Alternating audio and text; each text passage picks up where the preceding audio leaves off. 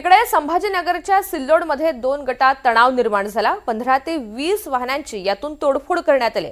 अंभई गावामध्ये दगडफेक आणि हाणामारी झाली अशी माहिती समोर येते।